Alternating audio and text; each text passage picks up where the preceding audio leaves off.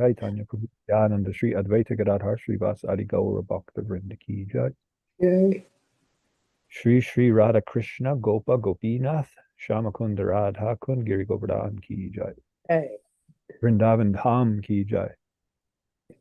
Mayapur Navadvip Dham Ki Jai. Gangamai Yamunamai Ki Jai.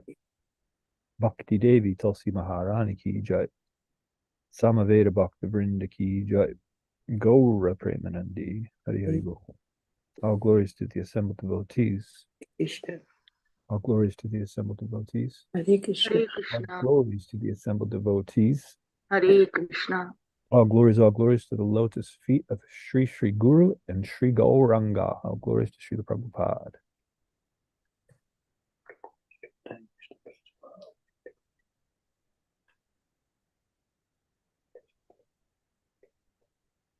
Hare Krishna. Good morning, everyone. Thank you for joining.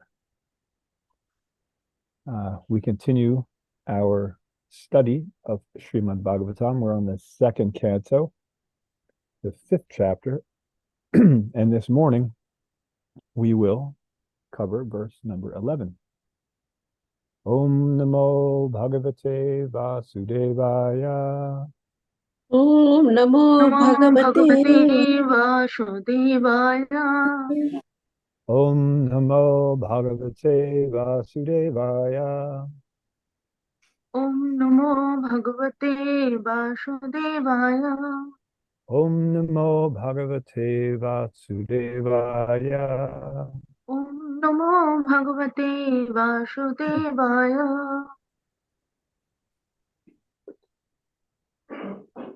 Yena Svarochisa Vishvam Rochitam Rochayam Yaham Yatarkognir Yatasomo Yatarksha Grahatarakaha Yena Svarochisha Vishvam Rochitam Rochayam Yaham Yatarkognir Yatasomo Yatarksha Grahatarakaha Yena Svarochisha Vishvam Rochitam Rochayam Yaham Yatarkognir Yatasomo Yatarksha Grahatarakaha. Please chant. Yena Swarochisha Viswam Rochitam Rochayamyaham Rojargognir Somo Yatarksha Grahataraka. Hare Krishna. Yena rocisha vishwam rochitam rochami aham yatharkognir yatha somo yatharksha grahatara.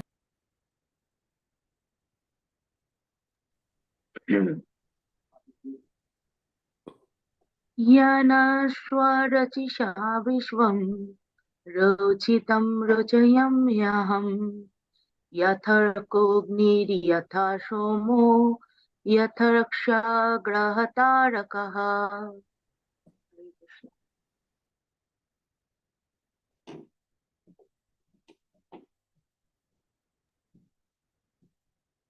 Anyone else? Okay. Yena, by whom? Svarochisha, by his own effulgence. Vishvam, all the world. Rochitam, already created by his potency. Rochayami, do manifest. Aham, I. Yatha, as much. Arkaha, the sun. Agnihi, fire. Yatha, as. Somaha, the moon. Yatha, as also. Riksha, the firmament. Graha, the influential planets. Tarakaha, the stars. Translation and purport by His Divine Grace A.C. Bhaktivedanta Swami Prabhupada. Translation: I create after the Lord's creation by his personal effulgence, known as the Brahmajyoti, just as when the sun manifests its fire, the moon, the firmament, the influential planets, and the twinkling stars also manifest their brightness. Purport: Lord Brahmaji said to Narada that his impression that Brahma was not the supreme authority in creation was correct. Sometimes less intelligent men have the foolish impression that Brahma is the cause of all causes. But Narada wanted to clear the matter by the statements of Brahmaji, the supreme authority in the universe. As the decision of the Supreme Court of the state is final, similarly, the judgment of Brahmaji, the supreme authority in the universe, is final in the Vedic process of acquiring knowledge. As we have already affirmed in the previous verse, Naradaji was a liberated soul. Therefore, he was not one of the less intelligent men who accept a false god or gods in their own ways.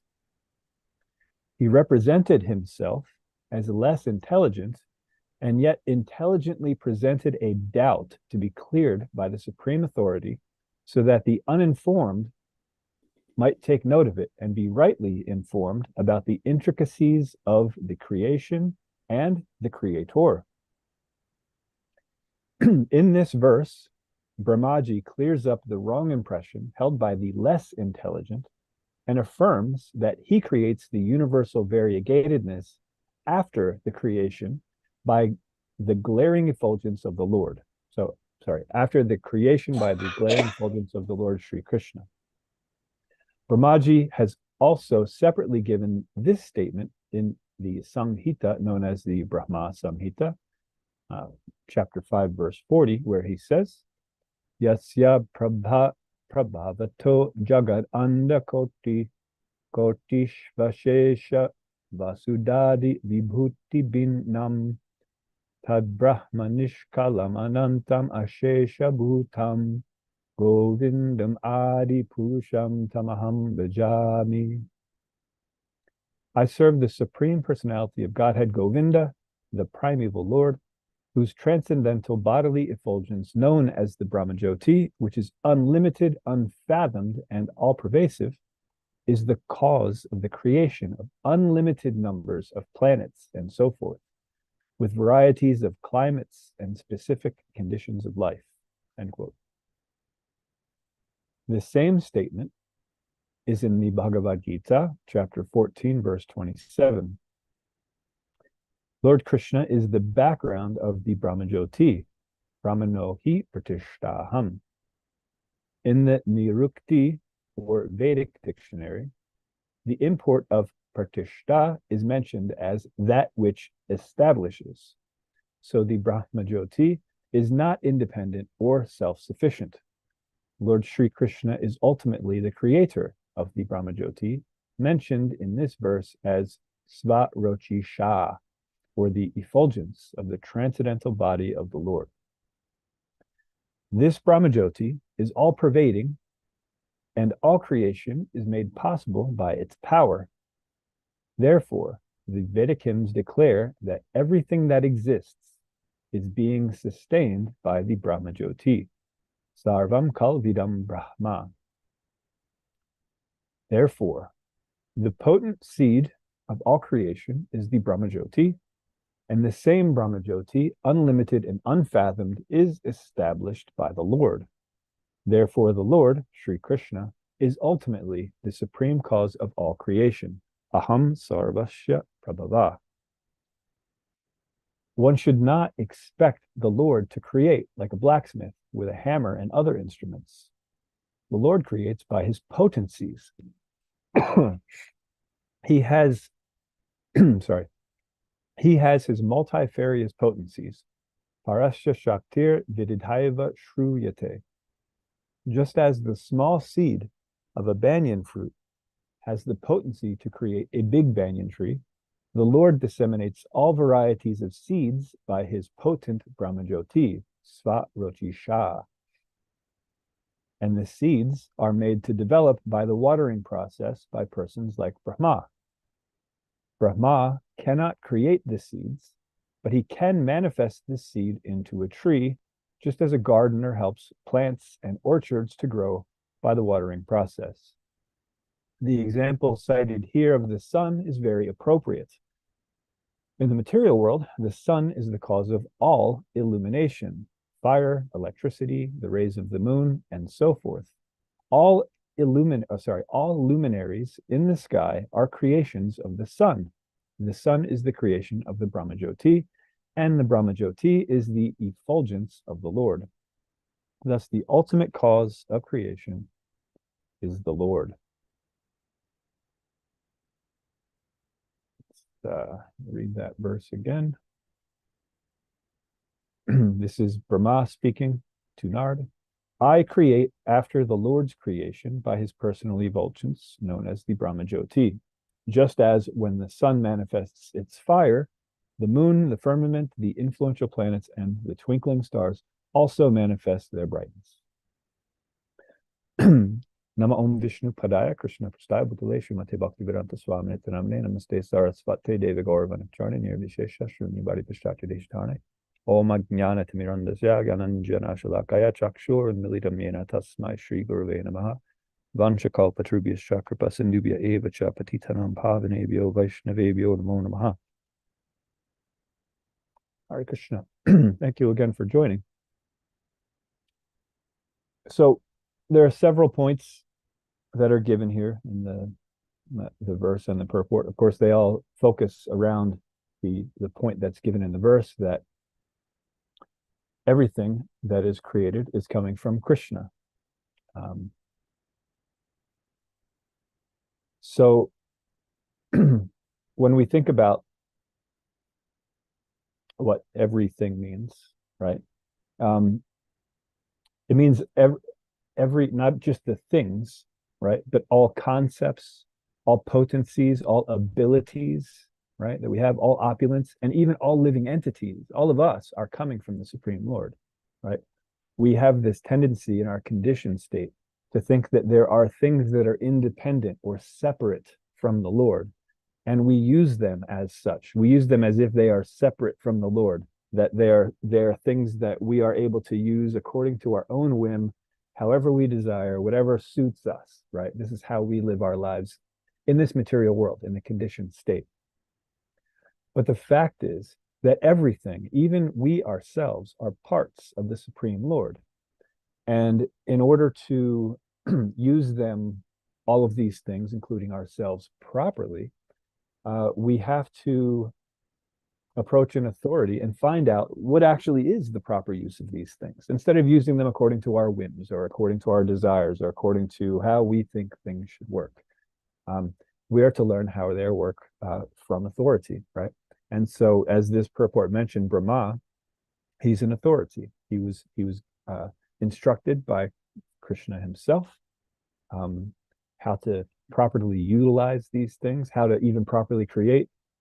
When Brahma was born out of the navel that sprouted out of Lord Vishnu's navel, the lotus flower, he didn't know what to do, and he tried to figure it out on his own, but he couldn't. And so then when he heard the sound tapa tapa, he was inspired to meditate, to perform this tapa, austerity, so that he could properly be informed of what his duty was. So as it turned out, all of the ingredients for creation were already there. All of the seeds were already there for the entire growth of the cosmic manifestation. But he couldn't figure it out on his own.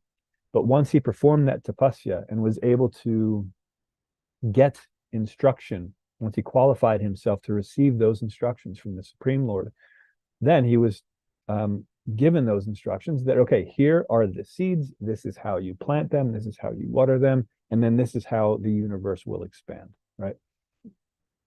So we have to understand this ourselves, that everything that we're dealing with all, not just the things, but like I said, the concepts, the potencies, the abilities that we have, the opulences that we um, use, and we ourselves all are parts of the Supreme Lord. And so each of these things has to be used in a very specific way in order to be used in the proper way, in its correct way, not in the conditioned way. And so when we're able to do that, then we're able to move off of this material plane, transcend the material plane, and return to the spiritual plane, which is where we belong. So whatever influence, capabilities, sense of control, and so forth that we think we have, it's only in our relation to the Supreme Lord. We don't have them independently, right? So to consider these qualities ours independently is an illusion, and it's actually an act of piracy, right? We learn this from Shriyas Upanishad, Isavasyamidam Sarvam. Everything belongs to Krishna, whether it's animate or inanimate, and we are only to interact with our quota, not accepting other things because we know who they belong to, right? And the things that we are accepting as our quota, we should use it in the proper way, not just, okay, I'm given this this amount of land, this amount of food, this amount of facility, and so I can do whatever I want with it. No, that's not how we do. We understand that since it's coming from Krishna, and since it actually has a nature, everything has its own proper nature and is meant to be used in a very specific way. We are to understand what is that specific way and then use it accordingly. So that's what the thrust of this verse is. Another point from Srila Prabhupada's purport in the first paragraph is how doubt is a sign of intelligence and can be used either properly or improperly. And I've spoken about this before, but it's worth repeating. So first, doubt being a sign of intelligence. Sometimes that sentence surprises people, like, because doubt we would think is generally a bad thing, right? But doubt just means that, so the intelligence, the way that the intelligence works is that it analyzes things, and it compares it to what we previously have accepted, right? Whatever knowledge we've accepted, either through sense perception or logic or, like that. And so when we have a doubt, it means that we are intelligent enough to know that the thing that is now being presented to us somehow seems to conflict with something that we have already accepted, right? So doubt is a sign of intelligence, right? But it can be used in a negative way or a positive way, right? So when we have a doubt, for example, we hear from an authority some piece of information, and it doesn't seem to fit with some other piece of information that we also got from an authority. So there's this doubt, right? So there's two ways to express this doubt, the right way and the wrong way, right? The wrong way is to say, okay, first you said this, now you're saying this, they don't fit together, therefore the whole thing's a sham, and I'm just going to go live my life however I want.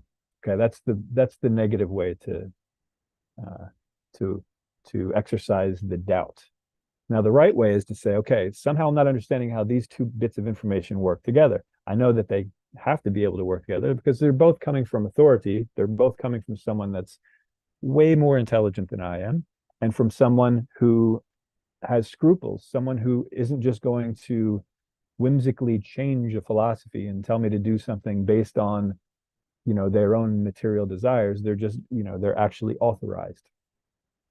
And so since I can't understand how these two things go together, I will approach this more intelligent person who's coming in the line of disciplic succession and very politely ask them to please explain it to me, because I know that they have seen the truth. I also want to see the truth, right?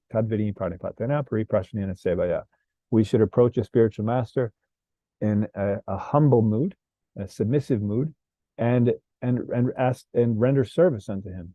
And then ask him, please, can you explain this? Because I know that you have actually seen it. Not just that you know the truth, you have seen the truth. You understand it completely.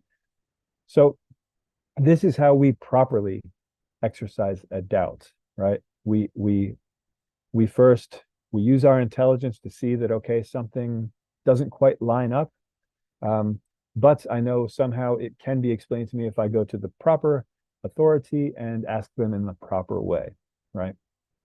So Narada Ji is doing this for us. Although he is highly intelligent and although he actually understands this truth, for our benefit, he is acting like he is less intelligent, but expressing that doubt in a very intelligent way so that we also can express our doubts in an intelligent way instead of just, becoming doubtful and then, not listening to anything anyone has to say, or to say, well, can you possibly even be an authority? Because first you said this and now you said this and it doesn't make any sense. Therefore, you are not an authority, right? We can logically say something like that. But that's not how our process works. If the person is actually an authority, they're giving authorized statements, and the statements can be understood if we apply our intelligence and our doubts in a proper way. So that's one thing that was then addressed in that first paragraph. Now, of course, Narada Ji is not the only personality that presented himself as less intelligent and then also showed us how to express doubts in a proper way. Does anyone want to say who else in our history has done that for us, presented themselves as less intelligent and presented doubts to maybe even the Supreme Lord? Hare Krishna, Prabhuji. Yes. I think Parikshit Maharaj, I remember one thing. Okay, yeah. Yes, he's also doing that. Yeah, he's doing that here in the Srimad Bhagavatam. Good, thank you. Anyone else? Arjuna. Who said Arjuna? Oh, Mahaprema Vishnu. Yes, Arjuna. He also did this. That's the whole Bhagavad Gita is Arjuna expressing doubts, various doubts, right, for our benefit, so that we can understand how we can clear up our own doubts, right? Good. These are both very good examples. Thank you both. So, yes, so doubt, as we can see, it's a sign of intelligence, but we have to use it in an intelligent way. And to do that, we have to follow in the footsteps of those who have expressed their doubts in an intelligent way.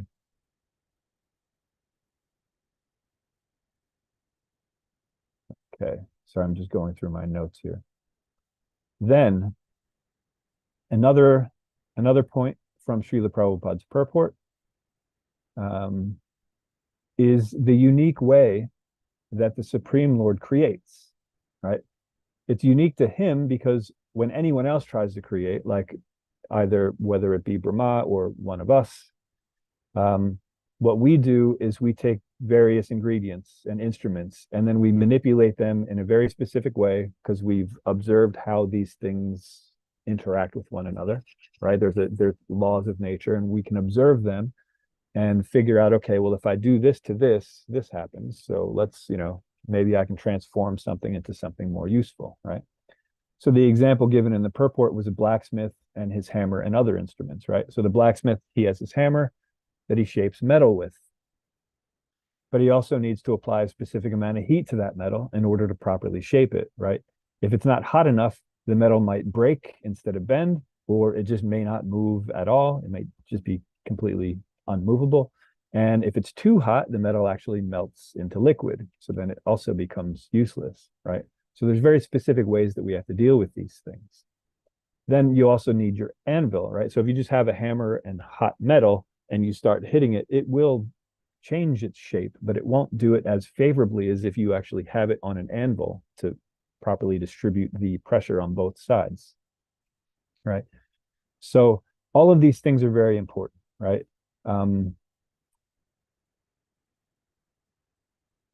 we have to understand how each of these things works in relation to the other thing. Otherwise, we won't get favorable results, right? So the blacksmith, he's using metal, he's using heat, he's using specific tools, and he's using knowledge of how these particular items work in order to create something new, right? So an example is he has harvested raw minerals, metal ore from the mountains, right? And so he's melted them down, and he's okay. Now he has metal, and he wants to make something that's useful, right? So maybe he's making a horseshoe or a bowl or a sword like that. And so each of these things, you use all of your instruments in a different way in order to make this specific thing. So you're taking something and you're manipulating it in such a way, according to the laws of nature, that it now has a new use, right? A new purpose, right? So that's how we create things. But for Krishna, it's very different the way he creates things, right? Because all of these things are already parts of him. They're not separate from him. The ingredients, the instruments, the unique ways in which they react to one another, it's all coming from him. So he doesn't have to take something that already exists and turn it into something. It's all coming from him. So he creates by his potency, just from himself. We can't do that, right? We have to use the different things that are coming from his potency, right? So he's the ultimate creator of everything. And then we can subsequently, if we follow the laws of nature, we can become secondary creators, like Lord Brahma is explaining, right? So Krishna creates by his potencies. And the example given in the purport of how we can understand what this means, because we could say that he creates by his potencies. And I gave a little explanation where it's just coming from inside of him, and instead of with us, we're using things that already exist. The example that's given in the purport is that to explain how something can create by potency is the seed from a banyan fruit, right? So the banyan tree produces these fruits, right? And within those fruits, there are seeds. And each of those seeds, if planted properly and given proper water, taken care of, can then create another tree, right? So the tree itself is using its own potency to then further create something. It's not taking something that's separate from itself, right? So this is how Krishna creates. We can't create like that. So this verse is showing us how anything that comes into being is ultimately coming from Krishna, and anytime it looks like anything else is creating something, it's just using something that Krishna has already created in order to and using the laws of nature by which these things are governed to then make something that's useful in a specific way, right? So this is the way that Krishna creates, by his own potencies. Any other so-called creator merely takes these different seeds, whatever they are, or instruments, ingredients, follows very specific laws of nature, can plant them in a proper place, pour water on them, and help facilitate a suitable, favorable environment for them to grow. So if instead we take these seeds and we plant them in plastic beads instead of earth, and instead of pouring water on them, we pour battery acid on them, the seeds aren't going to grow, right? Now, that may seem like a very crazy statement that I just made. Why would we put seeds in plastic beads and pour battery acid on them? But someone might actually put forth a logical reason why we should do these things, right? They might say, well, plastic is by far superior to earth, right? Earthen pots, for example, they take a long time to make, a lot of effort. Sometimes, since they're porous, they leak out if you want to try to put liquid in them, unless you fire them properly in the sun. One can make arguments that plastic vessels are actually more convenient than earthen vessels. And if you want to argue that point, then open up your kitchen cabinet and tell me how many earthen vessels you have and how many plastic vessels you have, right? So one might say, okay, all right, you got me there. I have a lot of plastic, in my house. That's, you go to the store and that's what everything comes in. So, okay, all right, I'm listening. Plastic is superior to earth. Now, what about this battery acid, right? Nonsense. Well, then we can say, okay, well,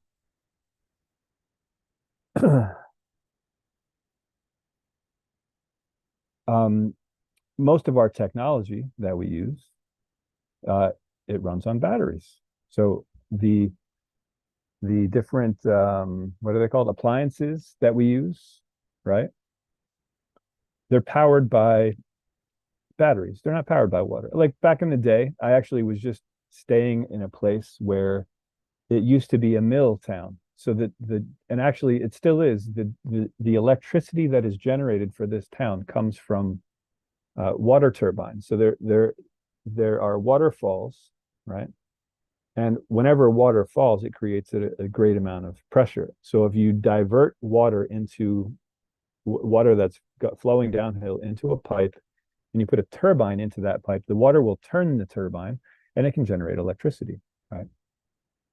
But before the turbines, which generated electricity, they would just have these wheels, right? These wheels with these paddles on it, and they would be dipped into the water, and the water would hit these paddles and make the wheel turn, right? And when the wheel turned, this shaft would turn a central shaft inside of a building. So you have your horizontal shaft, which is turning from the water, and then there's a special kind of gear. It's sort of shaped like this, and as it's turning, then it changes the direction from the horizontal rotation to a vertical rotation. So the middle of the building, there will be this shaft that's turning around quite powerfully because the water is very powerful. Then with that central shaft being turned around, I don't know if anybody's ever been in one of these types of mills, but it's quite amazing to see. From that middle shaft, there are various belts, right? That are they're loose. They're not tight yet. So there are these different belts that go to these different machines, right? So one mill that I've been to up in Massachusetts, it was a woodworking mill. So there was a lathe, there was a table saw, there was a joiner, there were all sorts of different woodworking instruments that all ran from this central shaft of this mill.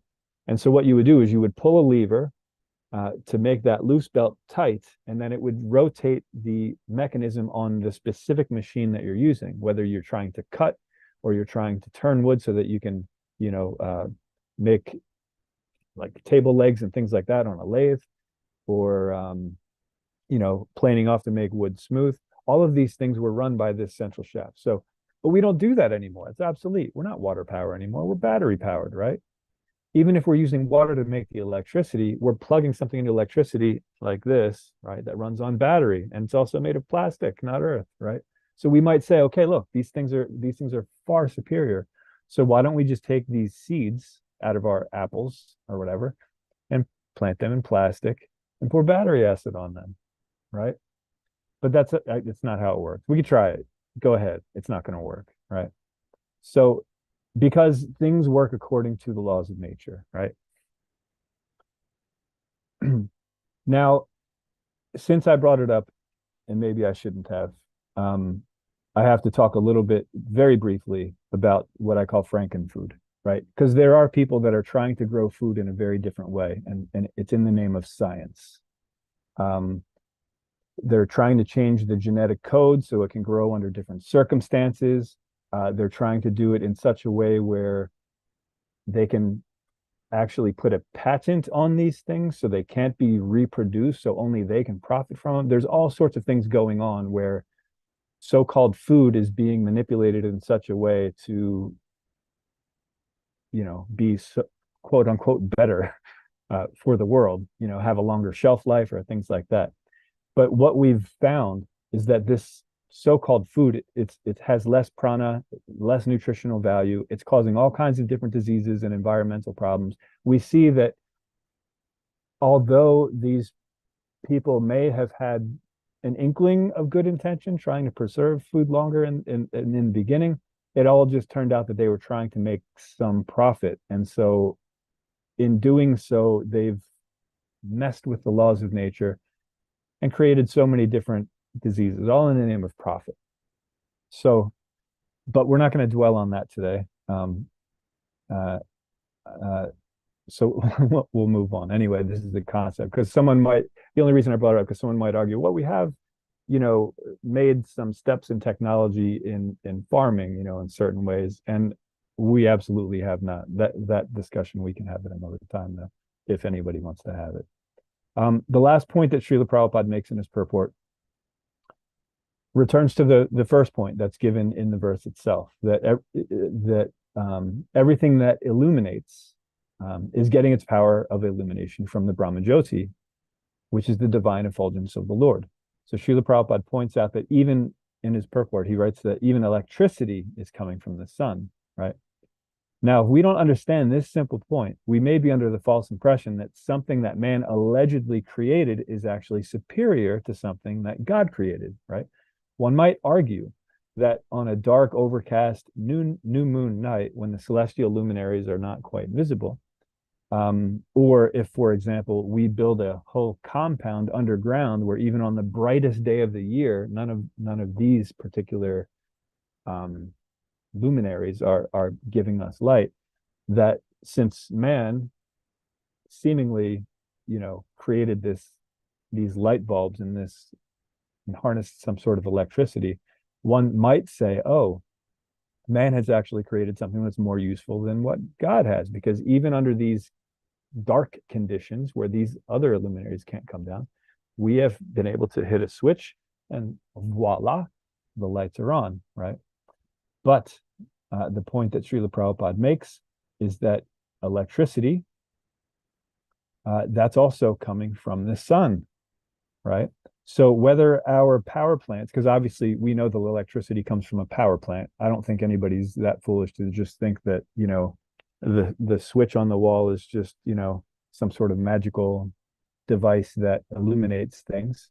No, there has to be a power plant, right? And there are different kinds of power plants, right? There are water powered, like I talked about before with the generator. There's solar powered, wind powered, gas powered, coal powered, nuclear, wood, steam, ox powered. You can have a human on a treadmill running, and that can generate electricity. So there's all kinds of different ways to generate this electricity. But we see that if we analyze these all of those come from the sun, and all of that comes from the Brahmajyoti. So the examples I gave were the first one I talked about was water powered, right? A water power generator. One might say, what does the sun have to do with that? Right? It's water powered. It's water that's coming from a high place and it's going down to a low place, and we're using the power of that water to generate electricity. So what's that have to do with the sun? Well, it actually has a lot to do with the sun, because in order for the water to go from the low place back up to the high place, the sun has to evaporate it, and then the rains come down. Otherwise, whatever was up on top, once it flowed down, there wouldn't be anything left up top. So the sun brings that water back to the top, back up to the top of the mountains, and then allows that water to again flow down, right? So the sun is the cause of the water generators, right? Then obviously the solar generators, I don't think anybody's going to say that the sun's not in charge of the solar power, right? Then wind, well, one might say, okay, how about the wind? What's the sun have to do with the wind? But actually, if you look at how wind is made, it's when you have cooler air on the earth and warmer temperatures up in the atmosphere, and then the air circulates in a specific way. That's how wind is made. And what heats the upper atmosphere? The sun, right? So wind, again, is created by the sun. So even if you're using windmills and you're generating your power that way, also coming from the sun. Then we can group a few of these together: gas, coal, wood, steam. They're all coming from burning something. All of these, let's start with wood. So a tree, which, as we mentioned, comes from a seed, right? So seed, it's planted properly and it starts growing as a tree. The tree absorbs sunlight, and the more sunlight the tree absorbs, the bigger the tree gets. The bigger the tree gets, the more potential energy the tree is storing, right? So it's actually just storing solar energy, and the more that it stores, the bigger it gets, and the more fire you can get out of the wood, right? This is how these things work. So in the same way, coal, natural gas, all of these things got their energy from the sun. Now, I also mentioned ox power and human on a treadmill power. So we might say, well, what's the sun have to do with that, right? That's just me. I'm running on a treadmill. I'm creating the electricity, right? But eventually I run out of energy and I have to eat something. And when I eat something, what am I eating? Fruits and vegetables. Some people eat meat, whatever. But And where does the energy come from that is put into those vegetables and fruits? It's coming from the sun, right? So no matter how we try to make an excuse that electricity can somehow come from anything but the sun, no, it doesn't. Everything comes from the sun. And the sun's power comes from the Brahmajyoti. And the Brahmajyoti is merely the Lord's effulgence, right? That's just his potency. He doesn't even have to do anything in order to generate that power. It's just there, right? He is the energetic. He's the energy, right? So he's the energetic. He creates that. And then his energies are, his external energies, his internal energies, like that. So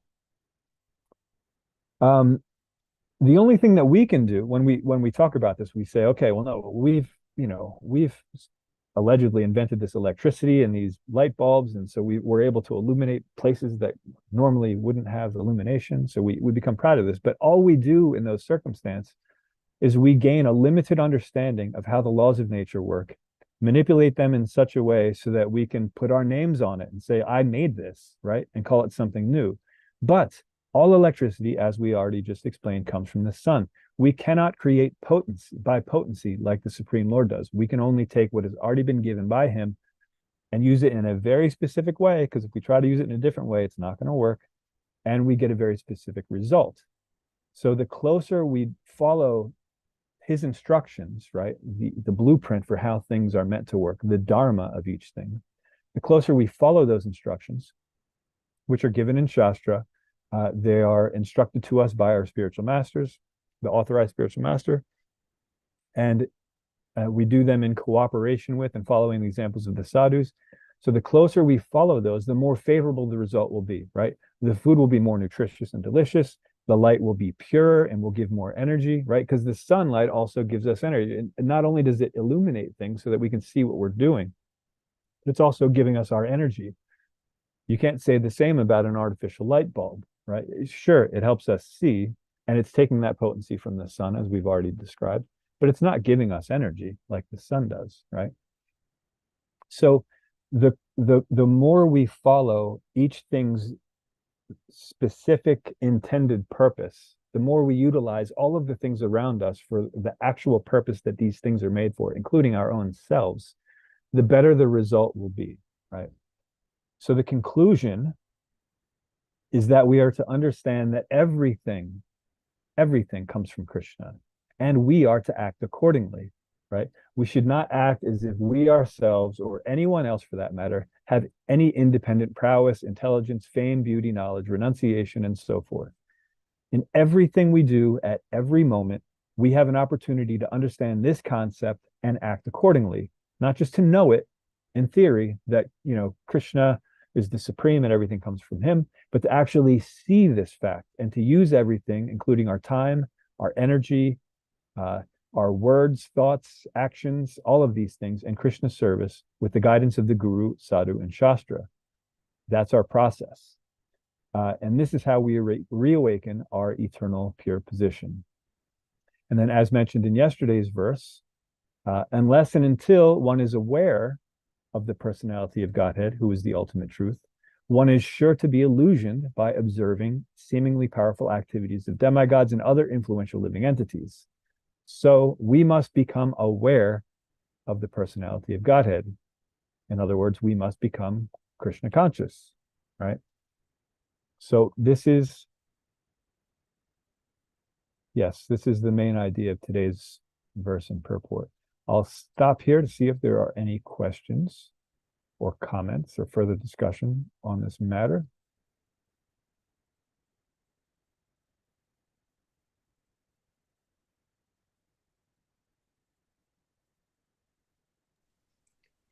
Prabhu, what some people say that merging into Brahmajyoti. So say something about that. You want me to say something about merging into Brahmajyoti? So there are three levels of realization that we can have of the Supreme Lord. The Supreme Lord is one, but there are different levels of realization that we can have. And this is explained, I think it was in the second chapter of the first canto, where we can either have Brahman realization, where it's not a personal conception, It's just that we understand that everything is made from spirit, something that's superior to matter, right? This is the first level of realization. And so if this is, as far as we can understand, that everything that we experience is made by something superior, not personal, but something superior, then our motivation may be just to get out of this material world, because we understand that this material world is inferior to Brahman, which is superior. And so if that's our level of understanding and that's where it ends, then at best we will just qualify ourselves to exit this material world, which is where we don't belong, by controlling our senses and doing the things that it takes to transcend material world. But without having further level of realization, we can't actually get to a positive position. So what happens is, if one does that, if one actually can control his senses and can become detached from material entanglement, which is quite difficult, but possible, very rare, but it's possible. If one can do that, since he doesn't qualify himself to return to the spiritual world and actually interact with Krishna as a person, they merge into the Brahmajyoti, right? Because they've qualified themselves to transcend material nature, but they haven't qualified themselves to take any further steps. So while being merged in this Brahmajyoti, which it's the Sat feature, so it's eternity. So one can experience eternity. So one's not feeling that this material body is because one doesn't have the material body there. So one isn't burdened by the fact that things are being taken away, things are dwindling and dying, right? But one still has the desire, because we are all individual spirit souls, and each spirit soul has a desire to act, right? We are eternal beings, and there has to be some sort of activity, right? So after being in the, as Srila Prabhupada explains, that after being in the Brahmajyoti for some time, the spirit souls actually, they end up coming back down to the material world because they want to perform some activity. So they come down and they perform nice activities, right? They do humanitarian work. They open up hospitals. They open up like kitchens to feed people that don't have food. They try to work on the homelessness situation. They try to do these very nice things for people, because they don't actually understand what the true problem is. And our true problem is that we don't understand that we are by nature spiritual.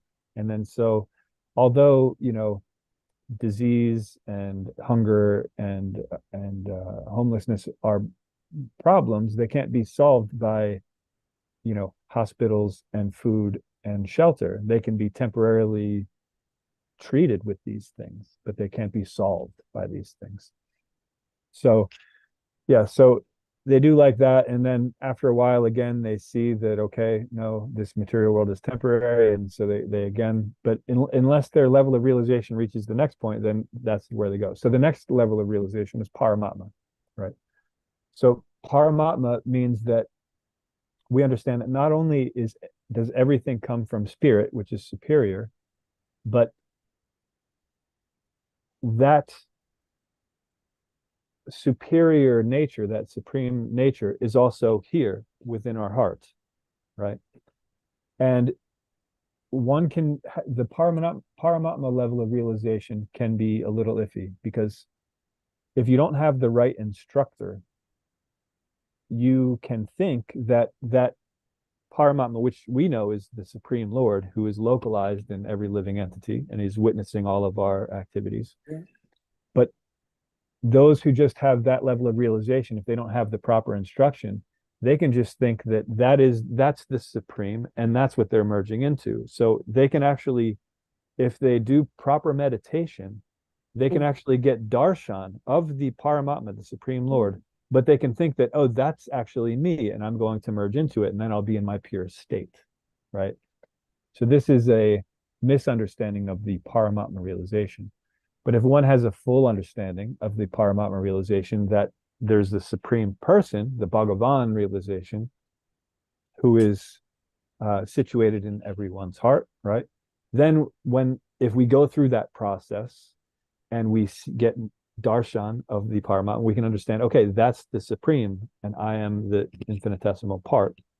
And then we can, right? So you can also be sort of trapped on the level of Paramatma realization. But when we understand the Bhagavan aspect of the Supreme Lord, his personal nature, then and only then can we begin to qualify ourselves to reawaken our true nature and to return to the spiritual world, right? And then actually live our eternal life of bliss and knowledge, right?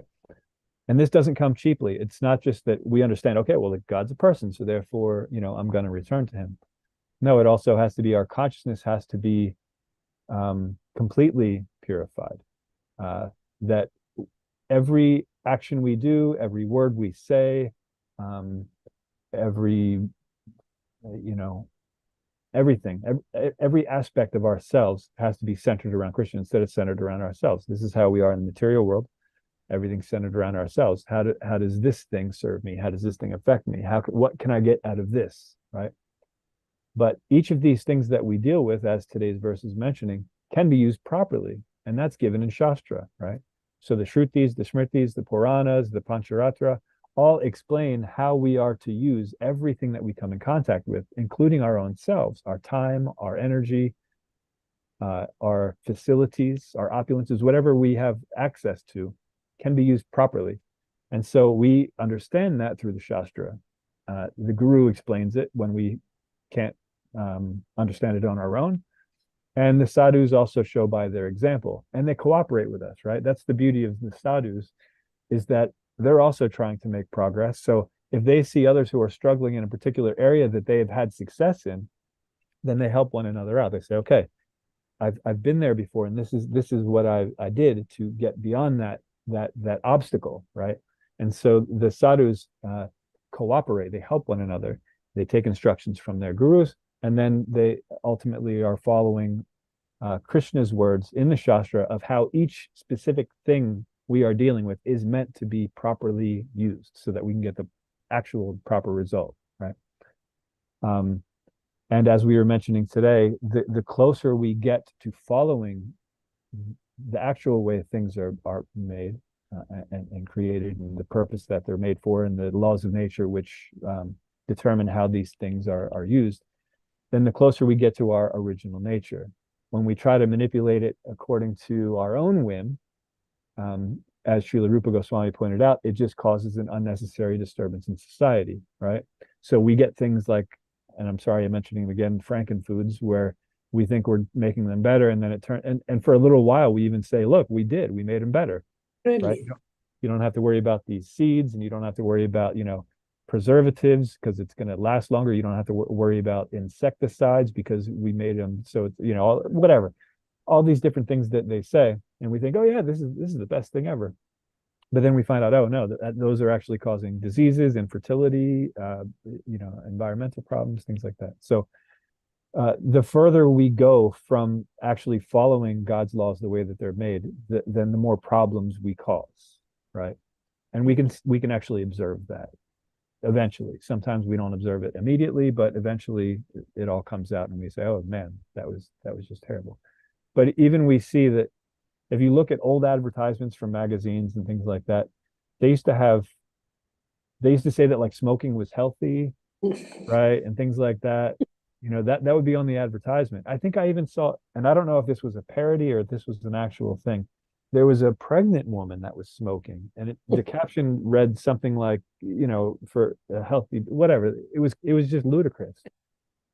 But these things existed. They think, oh, look, we've made a better, we've made it like, so many products that we make, and we claim that this is going to make our life better because, you know, God didn't do such a good job, so therefore we stepped in and now we're going to make life better. But then we find out that no, these things are actually just making life worse. They're making us more dependent on something that we don't actually need. They're taking away something that we actually do need, like all of these things. So eventually we see these things. So the more we pay attention to what Shastra says and how things are actually to be utilized, the clearer this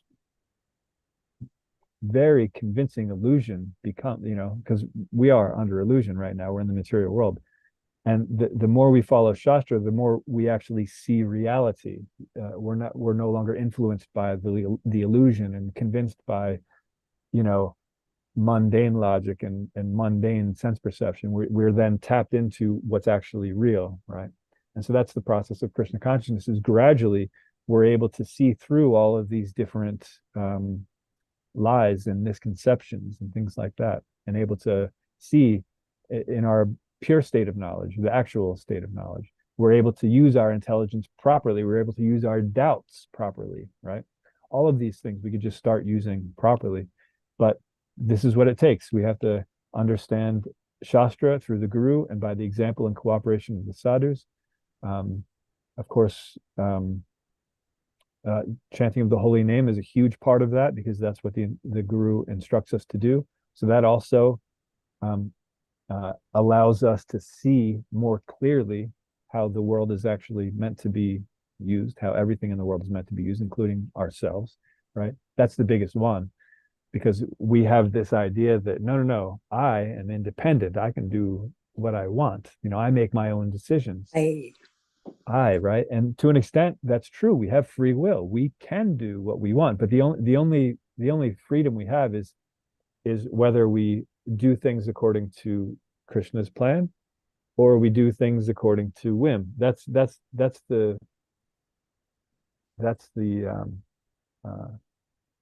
what is it? The limit of our free will. We can either choose to do things properly or do things improperly, right? And when we choose to do things improperly, then we're controlled by the modes of material nature, right? Because things only work in a certain way. We can say all we want that, you know, I'm gonna, you know, learn how to do this, but unless we actually have the karma for it, it's not going to happen, right? Unless we're actually following the laws of nature, it's not going to happen, right?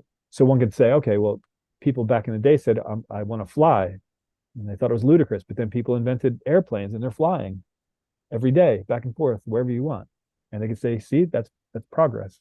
But all they did was understood the laws of nature, right? Humans can't fly unless they have wings like a bird, and there's, you know, you understand how thrust works and how, you know, lift works. And so that's all we did, is we observed these different things that could fly. We built a machine that could fly. We put humans in it, and then we said, look, we made humans fly, right? But it's all according to God's design, right? All we did was copied his design, right? We can't do anything more than that. So everything that seems like we're making progress, it's not because of our own creation. It's because Krishna created it and we copied it, right? And so the more we understand that and just go back to the original thing of using everything properly, you know, there is a beauty to living locally. Because if we eat local foods, local honey, local everything, we are given the proper antibodies for the local climate, right? So there's less sickness just by staying in one place and eating the things that are growing in that area. That's how Krishna designed things, right? There are things that grow in certain areas in certain climates that counteract the other negative things in that specific climate, right? So the more we just follow this, the better we become. Now we can utilize all of these different things. We can utilize airplanes and you know, right now we're having this discussion over you know, these electronic devices, and we're in different parts of the world, and so sure, that's an impressive feat. But in the spiritual world, everything moves at the speed of the mind. So I could actually be, you know, in one of these other places actually and be interacting instead of just being on a screen. And, you know, this is just a shadow of the actual substance, right? So it's something that we're very impressed with. But it's actually not that impressive if you compare it to what the actual substance is. So the more we get to that substance, and the more we're less impressed by the shadow, right, the better off we are. Like, there's an apple, right? An apple actually exists, but if we hold it up to a mirror, we see the exact same thing. It looks exactly the same, right? So one could say, look, here it is. But you can't eat that apple in the mirror, right? You can lick the mirror. It's not going to give you any nutritional value, right? No, you actually have to take the apple. So we want the substance. That's where you actually get the real thing. Otherwise, you're having illusory results, right? You're working with the illusion. That's the best you could do, is get an illusory result. So we want to tap into the actual thing. So this verse is saying that this is Brahma, by the way. He's admitting, because some people think that he's the supreme controller because he's the creator of the entire universe, right? I mean, there are endless amounts of these universes, right? Unlimited amount of Brahmas, but we're in this universe, so we think Brahma is like a huge big deal, right? But he is saying, no, I don't create anything. This is all coming from Krishna. I didn't know what I was doing. You know, I was born in this flower and I didn't know what I was doing. I couldn't do a thing. Everything was here to actually do what needed to be done, but I didn't have the qualification until I meditated and got these instructions from the Supreme Lord. So everything is coming from. We have to understand this. We can't keep being impressed by, you know, whether they're demigods or just humans that are able to do something, able to seemingly create something. We can't keep being impressed by that and following and worshiping these different entities. We have to understand that everything is actually coming from Krishna, and that's where we put our worship. Oh, one more thing that was in that first paragraph and was talking about less intelligent people who think Brahma is a creator. That again, we covered this a few weeks ago, or no, a few months ago, actually, I guess. Where less intelligent, it means they're using some intelligence, right? Because they see that Brahma has created things, right? So intelligently, we would say, okay, he's creating so many things, therefore, you know, he's worshipable, right? But so that's a little intelligence, but more intelligence is understanding who he got his power from and then taking it all the way back to the source. But even less intelligent than worshiping the demigods is worshiping a human who just happens to have some sort of potency, whether they're rich or knowledgeable or famous or beautiful, like that, whatever opulence they happen to have. Worshiping them or going to them and trying to, you know, get that potency is even less intelligent than worshiping the devatas, right?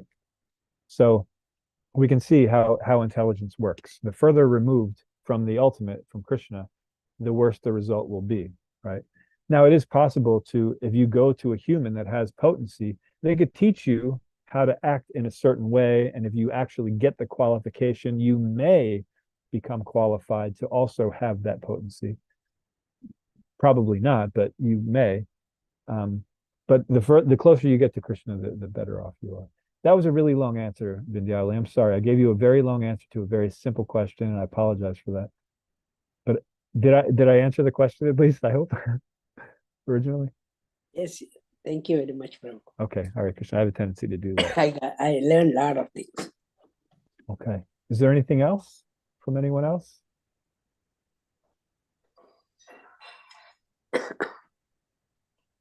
Okay.